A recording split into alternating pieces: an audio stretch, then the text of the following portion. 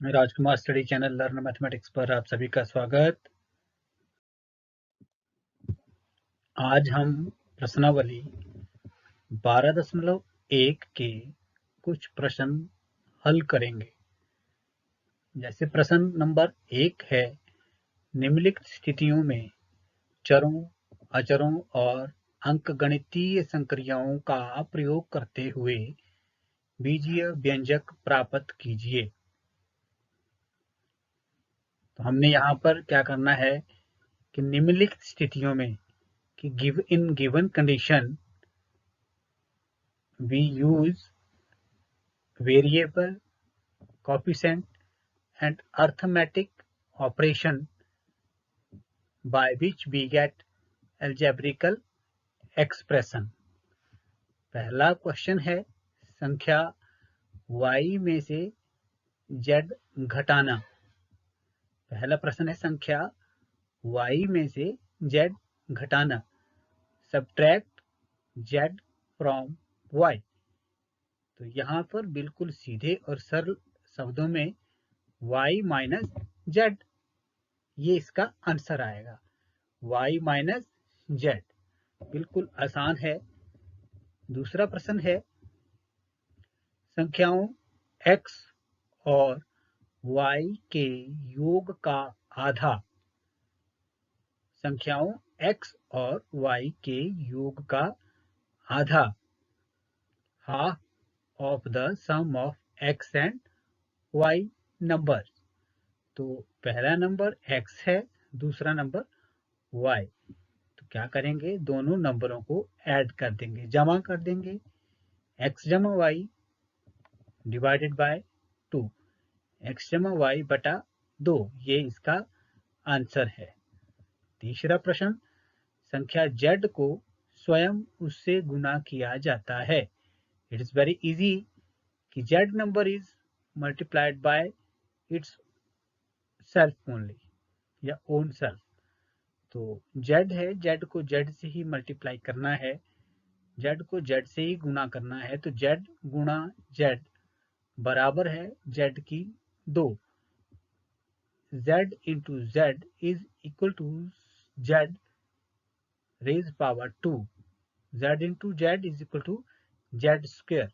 ये कैसे प्राप्त हुआ, यहाँ पर घातांक का नियम लगा, रूल ऑफ एक्सपोनेंट, वो लगा नियम यहाँ पर एक कि जब आधार एक जैसे हैं, बीच में गुना है, तो शक्तियां जमा हो जाती हैं। z और z दोनों यहाँ आधार एक्ट कर रहे हैं, बेस, और इन दोनों की पावर क्या है 1, और इस z की पावर भी 1।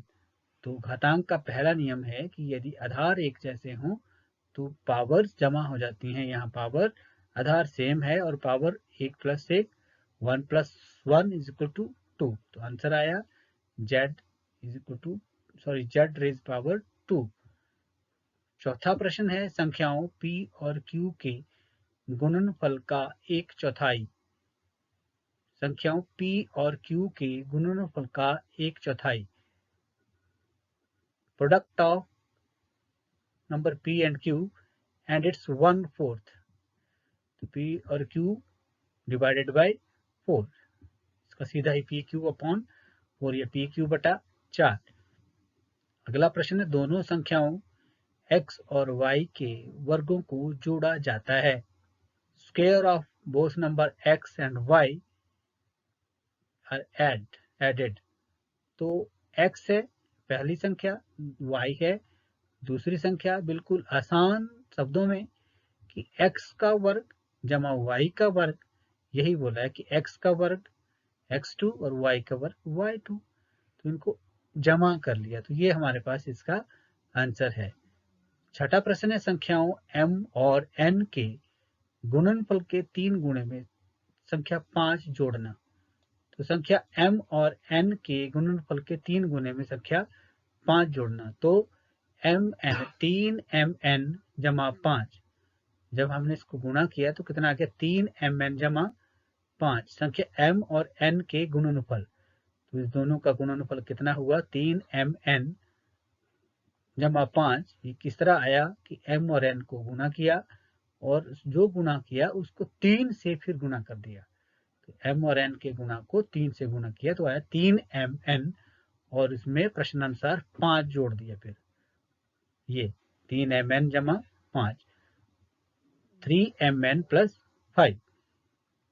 अगला प्रश्न है 10 में से y और z के गुणनफल को घटाना। Subtract the yz from 10। Subtract the multiplication of yz from 10। सीधी सी बात है, 10 माइनस yz। अगला प्रश्न है संख्याओं a और b के गुणनफल में से उनके योग को घटाना। संख्याओं a और b का गुणनफल ab माइनस ब्रैकेट में उनके योग को घटाना, a प्लस b, ये इनका योग है। ये यहां पर इसका आंसर है। अब हम बात करेंगे प्रश्न नंबर 2। निम्नलिखित व्यंजकों में पदों और उनके गुणनखंडों को पेड़ आरेख द्वारा दर्शाइए। Draw the term and factor by tree diagram. तो पहला बीजीय व्यंजक है x माइनस 3। पहला एक्सप्रेशन है एल्जेब्रिकल एक्सप्रेशन x माइनस 3। तो x माइनस 3 के दो पद हैं, x और माइनस 3। तो x और माइनस 3। अब x के कितने पद हैं? x और 1। x के पद कौन से हुए? x और 1। x और 1 को अगर हम मल्टीप्लाई करेंगे तो x आएगा। उसी तरह से माइनस 3 और 1 के, सॉरी माइनस 3 के कौन कौन से पद हैं आगे? माइनस 3 के हैं माइनस 1 और 3। माइनस 1 और 3 को अगर हम मल्टीप्लाई करेंगे तो माइनस 3 आएगा। इस प्रकार से हम क्या करेंगे? दिए गए बीजीय व्यंजकों को पेड़ आरेख द्वारा दर्शा सकते हैं। अब हम बात करेंगे, एक प्रश्न और है 1 जमा x की 2। हमने इसका ट्री डायग्राम बनाना है। तो ट्री डायग्राम बनाने के लिए पहले प्रश्न के पद लिखने हैं। 1 जमा x की 2, इसके 3 पद हैं। पहला पद 1, दूसरा पद x, तीसरा पद x की 2। तो यहाँ जो 1 है वो अकेला है, और फिर x के आगे, x जो पद है इसके भी आगे 2 पद हैं। कौन कौन से? 1 और x। इन दोनों को अगर गुणा करेंगे तो x मिलेगा। इसी प्रकार x की 2 जो पद है इसके भी आगे 2 पद हैं, x और ये x स्क्वायर के 2 टर्म है। कौन कौन सी? x और दूसरा कौन हुआ? x। इसी प्रकार से हम क्या ज्ञात करेंगे? एक्स स्क्वायर के 2 टर्म में है, हमारे पास 2 टर्म है x और x। तो x के भी आगे 2 पद हैं, 1 एंड x। 1 और x को अगर गुणा करेंगे तो फिर x आएगा। और उसी प्रकार x के भी यहाँ पर 2 पद हैं, 1 और x। इसको भी अगर गुणा करेंगे तो ये क्या आएगा? x ही आएगा।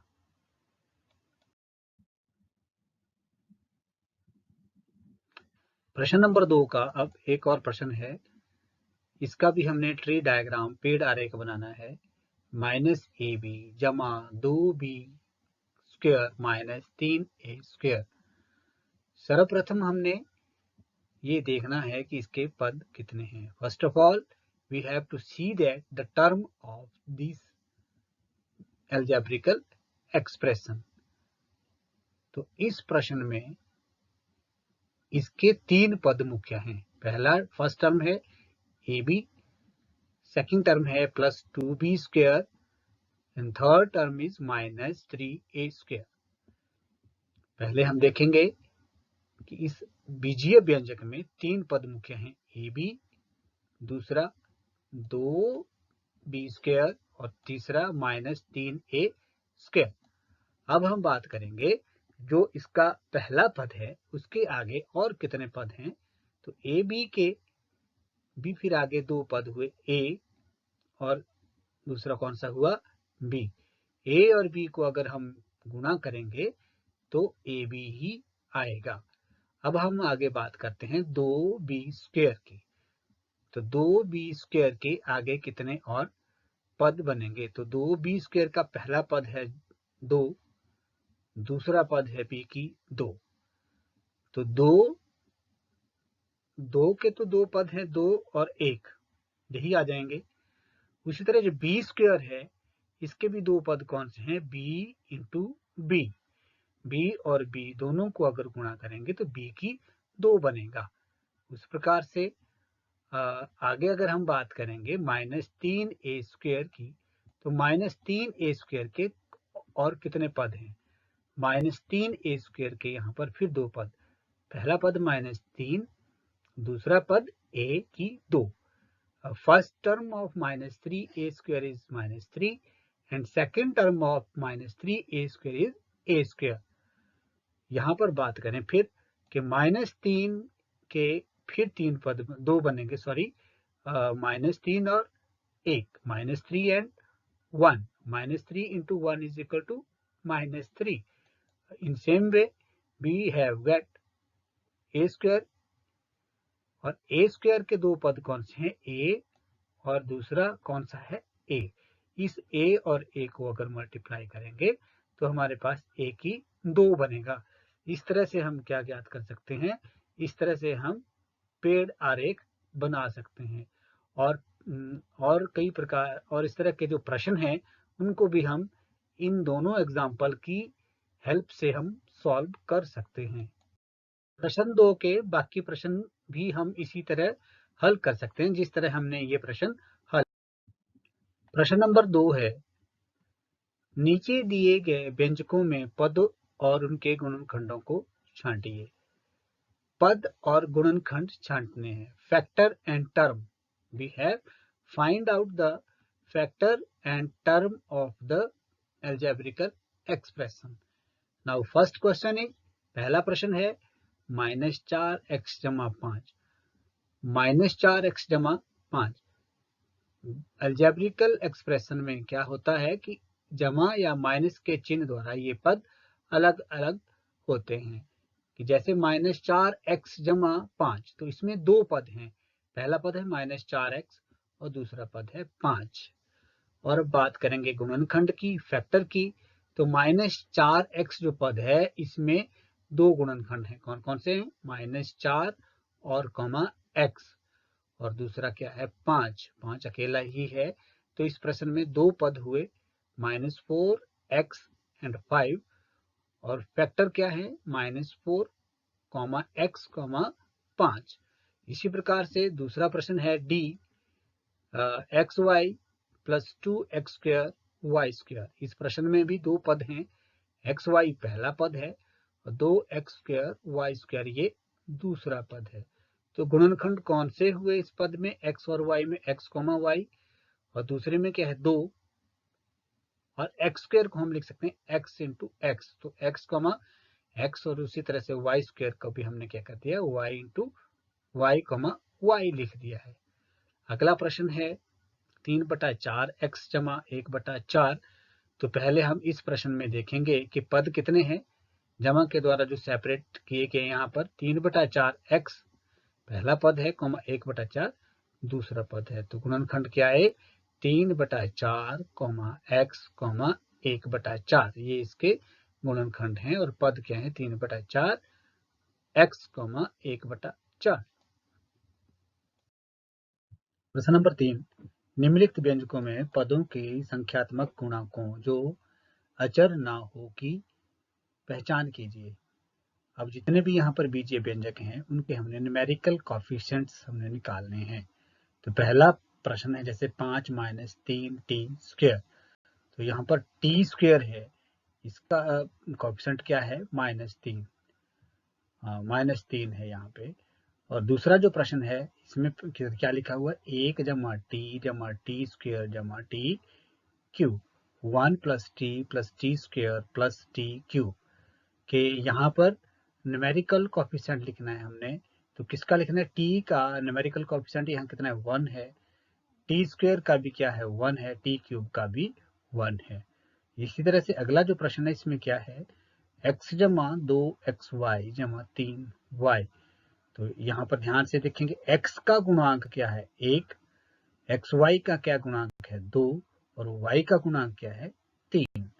उसी प्रकार नेक्स्ट क्वेश्चन में हम देखेंगे कि -p की 2 q की 2 जमा 7p³ यहाँ पर P की 2 Q की 2 का गुणांक -1 है और P बना है 7 है। इस तरह से हमने ये प्रश्न हल कर। वे पद पहचानिए जिनमें x और फिर इनके x का गुणांक लिखिए। तो पहला प्रश्न है y की 2 x जमा y। तो इसमें दो पद हैं y की 2 x जमा y। तो पद y की 2 x और इसमें x का गुणांक कितना है y की 2 और y की 2 यहाँ पर क्या है x का गुणांक है। इसी प्रकार अगला प्रश्न है कि 5 जमा जेड एक्स। तो यहाँ पर तीन पद हैं प्रश्न के 5 जेड एक्स। 5 जेड इसलिए नहीं लिखा, यहाँ पर सिर्फ एक ही पद लिखा है जेड एक्स, वो इसलिए क्योंकि वो पद पहचानिए जिनमें एक्स इन्वॉल्व है। तो हमने सिर्फ यहाँ पर वही एक पद लिखा जिसमें जेड एक्स है और जेड का जो एक्स का जो गुणांक है वो क्या है जेड है। आज हमने प्रश्नावली 12.1 के प्रश्न 1 से लेकर प्रश्न नंबर 4 तक किए। हमने कुछ प्रश्न हल किए हैं और कुछ प्रश्न बीच बीच में से छोड़े हैं। वो इसलिए छोड़े हैं क्योंकि आप छोड़े गए प्रश्नों की अभ्यास अपने घर पर कीजिएगा। उम्मीद है आपको ये प्रश्न समझ आए होंगे और समझ भी आएंगे अगर आप ज़्यादा से ज़्यादा अभ्यास करेंगे। धन्यवाद। जय हिंद।